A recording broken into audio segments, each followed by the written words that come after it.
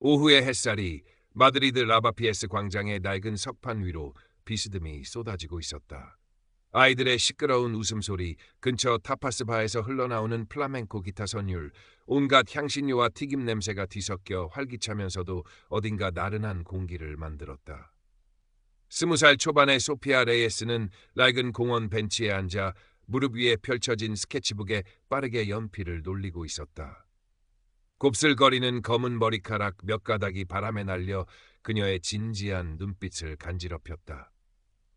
아프리카계 스페인인인 그녀의 까무잡잡한 피부는 생기가 넘쳤지만 낡은 스케치북과 가끔 주변을 두리번거리며 경계하는 듯한 눈초리에선 녹록지 않은 현실이 슬쩍 엿보였다.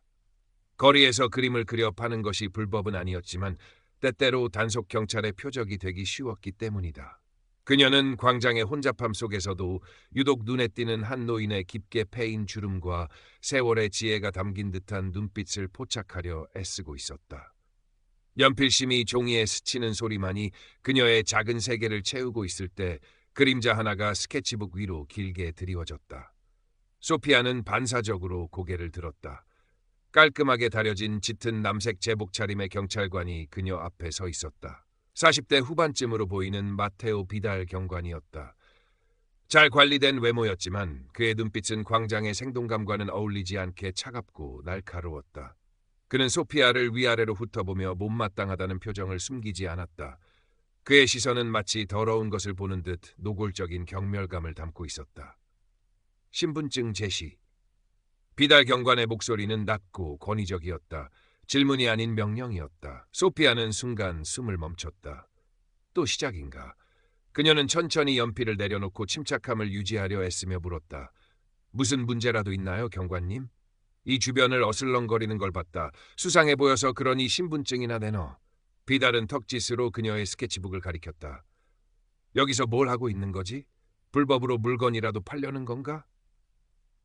소피아의 속에서 뜨거운 것이 치밀어 올랐다. 어슬렁거린다니. 그녀는 이 광장에서 태어나고 자랐다. 이곳은 그녀의 동네였고 그녀는 그저 그림을 그리고 있었을 뿐이다.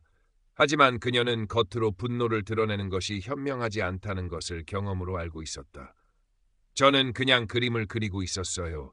시민으로서 제 권리 아닌가요? 소피아는 최대한 또렷한 스페인어로 대답했다. 그녀의 목소리는 약간 떨렸지만 눈빛은 그의 시선을 피하지 않았다. 권리? 비달은 코웃음을 쳤다. 너 같은 부류의 사람들이 권리를 운운할 자격이 있다고 생각하나? 라바피에스 같은 곳에 너희들이 너무 많아져서 문제야. 이 동네 질서를 흐리는 건 대부분 너희들이지. 그의 말에는 칼날 같은 편견이 서려 있었다. 소피아는 입술을 깨물었다. 그의 말 한마디 한마디가 그녀의 존재 자체를 부정하는 것 같았다. 주변 사람들이 흘끔거리며 그들의 대화에 귀를 기울이기 시작했다. 몇몇 젊은이들은 주머니에서 스마트폰을 꺼내는 듯한 움직임을 보였지만 아직 누구도 직접 나서지는 않았다. 광장의 소음 속에서 그들 주변만 어색한 침묵과 긴장감이 감돌았다.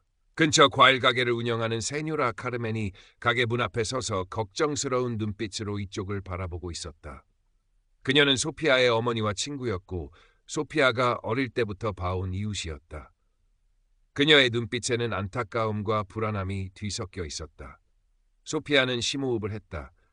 두려움이 목구멍까지 차올랐지만 이대로 물러설 수는 없었다. 그녀는 가방끈을 고쳐 매는 척하며 자연스럽게 손을 움직였다. 손가락이 익숙하게 스마트폰 옆면의 버튼을 눌렀다. 화면을 직접 확인할 수는 없었지만 녹음 기능이 켜졌기를 바랐다. 아주 작은 희망이었다. 경관님, 저는 아무 잘못도 하지 않았습니다. 저를 이런 식으로 대할 근거는 없습니다. 성함과 계급을 말씀해 주시겠어요? 소피아는 최대한 차분하게 요구했다. 그녀의 예상치 못한 저항에 비달의 얼굴이 딱딱하게 굳었다. 그는 소피아가 순순히 겁을 먹고 물러날 것이라고 예상했던 모양이다. 그의 눈빛에 노골적인 분노가 어렸다. 내까짓게 감히 내게 따져 물어. 그는 한 걸음 더 다가섰다. 그의 커다란 체구가 소피아를 위압적으로 짓눌렀다. 이 스케치북이나 내놔봐. 수상한 걸 그리고 있는 건 아닌지 확인해야겠으니. 비달은 소피아의 무릎 위에 놓인 스케치북을 향해 손을 뻗었다. 소피아는 반사적으로 스케치북을 가슴에 꼭 끌어안았다. 안 돼요. 이건 제 물건이에요. 내 물건이라고? 어디서 훔친 건 아니고? 비달은 비웃으며 그녀의 팔을 거칠게 잡아당기려 했다. 소피아는 그의 손길을 뿌리치며 뒤로 물러섰다. 균형을 잃고 벤치에서 넘어질 뻔했지만 가까스로 몸을 지탱했다. 그녀의 심장이 미친 듯이 뛰기 시작했다. 공포가 온몸을 휘감는 듯했지만 동시에 끓어오르는 분노가 그녀에게 알 수 없는 용기를 주었다. 당신 지금 폭력을 사용하려 하고 있어요. 당신의 행동은 명백히 위법입니다. 소피아는 자신도 모르게 목소리를 높였다. 주변의 웅성거림이 더 커졌다. 이제 더 많은 사람들이 스마트폰을 꺼내들고 이 장면을 촬영하고 있었다. 비달은 주변의 시선을 의식하며 잠시 망설이는 듯했지만 그의 오만함은 쉽게 꺾이지 않았다.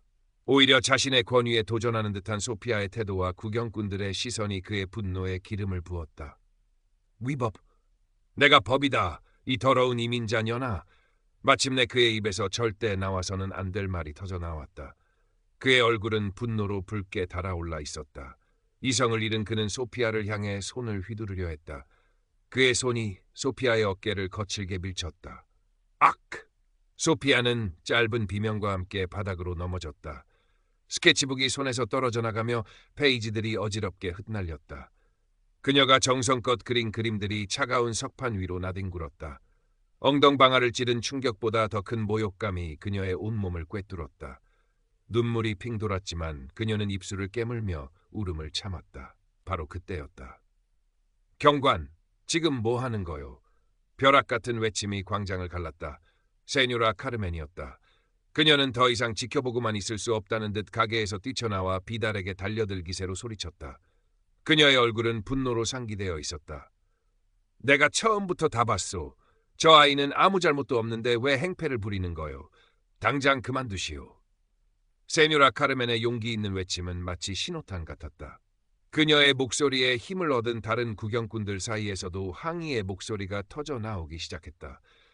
맞아요. 저 학생은 그냥 그림만 그리고 있었어요. 경찰이 시민에게 폭력을 행사하다니 이게 말이 됩니까? 다 찍고 있어요. 당신 이름이 뭐요? 이제 상황은 완전히 달라져 있었다. 비달은 사방에서 쏟아지는 비난과 자신을 향한 수많은 스마트폰 렌즈에 둘러싸였다. 그의 얼굴에서 핏기가 가시는 것이 보였다. 그는 자신이 돌이킬 수 없는 실수를 저질렀고 그 증거가 고스란히 남았다는 사실을 깨달은 듯했다. 그의 오만했던 기세는 온데간데 없이 사라지고 당황한 기색이 역력했다. 그는 잠시 말을 잃고 입술만 달싹거렸다. 소피아는 아직 바닥에 주저앉은 채 숨을 헐떡이며 이 모든 상황을 지켜보고 있었다. 몸은 떨렸지만 그녀의 눈빛은 더 이상 두려움에 사로잡혀 있지 않았다. 그녀는 천천히 자신의 옆에 떨어진 스마트폰을 집어들었다. 화면에는 여전히 녹음 표시가 깜빡이고 있었다. 해냈다. 그녀는 떨리는 손으로 녹음 종료 버튼을 눌렀다. 비달은 더 이상 소피아를 위협할 엄두를 내지 못했다.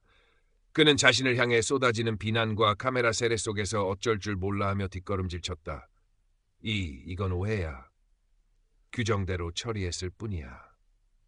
그는 횡설수설 변명을 늘어놓았지만 아무도 그의 말을 믿는 것 같지 않았다. 마침 누군가의 신고를 받고 도착한 다른 경찰관 2명이 상황을 파악하려 애쓰는 동안 비달은 군중 속으로 시선을 피하며 슬그머니 자리를 뜨려 했다. 그는 떠나기 전 소피아를 향해 경고인지 저주인지 모를 악의적인 눈빛을 한 번 더 쏘아붙이는 것을 잊지 않았다. 상황이 어느 정도 정리되자 세뇨라 카르멘이 달려와 소피아를 부축해 일으켰다. 소피아, 괜찮니? 다친 데는 없고? 그녀의 목소리에는 진심 어린 걱정이 가득했다. 괜찮아요, 세뇨라 카르멘. 정말 고맙습니다. 소피아의 목소리는 아직 떨렸지만 감사의 마음을 담아 말했다. 주변에 있던 다른 이웃 몇몇도 다가와 그녀의 어깨를 두드려주거나 흩어진 스케치북 페이지들을 주워주며 위로의 말을 건넸다. 용감했어, 아가씨. 저런 경찰은 혼쭐이 나야 해. 필요하면 우리가 증언해줄게. 따뜻한 위로와 지지의 말들이 소피아의 얼어붙었던 마음을 조금씩 녹여주었다. 그녀는 자신을 도와준 사람들에게 고개 숙여 감사 인사를 전했다. 흩어진 스케치북을 품에 안고 집으로 향하는 그녀의 발걸음은 무거웠지만 이전과는 다른 종류의 무게감이었다. 그것은 분노와 모욕감뿐만 아니라 작은 승리와 앞으로 나아가야 할 길에 대한 결의가 뒤섞인 무게였다. 그날 밤 라바피에스의 오래된 아파트 건물 꼭대기층에 위치한 그녀의 작은 방. 창밖으로는 마드리드의 밤 풍경이 희미하게 빛나고 있었다. 소피아는 낡은 책상 앞에 앉아 낮에 녹화된 음성 파일을 컴퓨터로 옮겼다. 비달 경관의 모욕적인 언사와 세뉴라 카르멘의 외침, 주변 사람들의 웅성거림까지 생생하게 담겨 있었다. 그녀는 파일을 여러 곳에 백업하며 숨을 골랐다. 벽에는 그녀가 그린 다른 그림들이 붙어 있었다. 사회의 부조리나 이민자들의 삶을 담은 듯한 강렬한 이미지들이었다. 스케치북은 그녀의 유일한 탈출구이자 목소리였다. 그리고 이제 그녀의 손에는 또 다른 무기가 들려 있었다. 바로 그녀의 스마트폰과 그 안에 담긴 증거였다. 그녀는 인터넷 검색창을 열었다.